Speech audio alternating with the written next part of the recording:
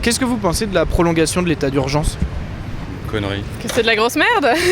Je pense que c'est pas forcément utile.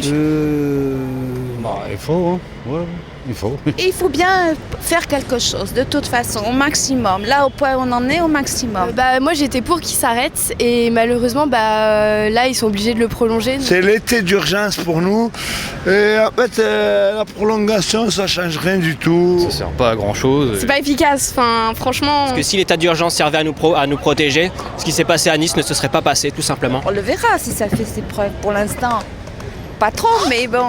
Ça sert peut-être à nous rassurer, voilà, mais est-ce que ça va être efficace? On ne sait pas. Ça sert à quelque chose, oui. Mais on ne peut pas tout faire. Ça fonctionne, mais on peut pas. Avec chez Fou, on peut pas toujours prévoir. Hein.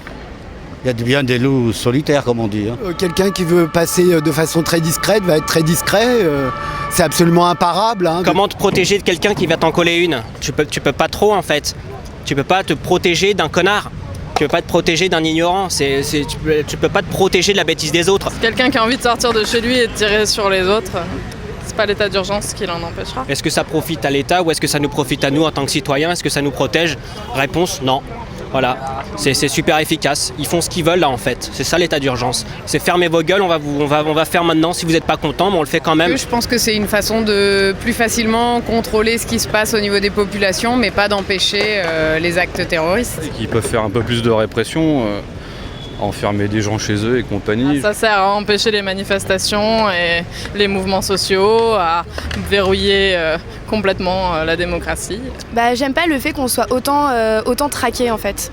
Je trouve qu'il faut quand même une certaine liberté individuelle et une liberté d'expression parce que c'est un peu sur ça que repose la République et la démocratie et au final c'est vrai que c'est un peu entaché. Les services de l'État peut-être abusent un petit peu aussi au niveau de la surveillance et le contrôle des individus. Oh, ça me gêne pas, moi.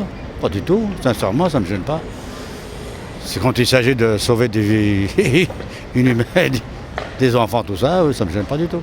Et puis de toute façon, des bavures, quoi. Il y en aura quelques-unes au minimum. Mais par rapport à ce qu'on vit actuellement, c'est minime, tant pis. Je suis prêt à sacrifier un petit peu plus de liberté par rapport à cet état d'urgence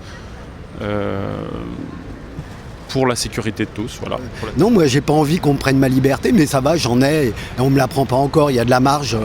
J'ai hâte quand même qu'on nous serre un petit peu, qu'on me demande mes papiers, même à moi, et qu'on me demande où je vais, ce que je fais. Franchement, ça serait beaucoup mieux d'avoir plus de police en renfort, plus de militaires. Je pense que ce maintien de l'état d'urgence est nécessaire. Après, il faut être vigilant. Voilà, il faut rester vigilant sur sa mise en œuvre. Et puis, c'est provisoire. C'est pas tout le temps, ça durera pas toute la vie.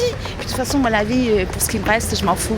Prolonger ça de 6 mois et après ça va recommencer, en fait ça va être infini, c'est normal parce que on sait très bien que ça va recommencer. Comment dirais-je, le bon paye pour le mauvais. Ouais.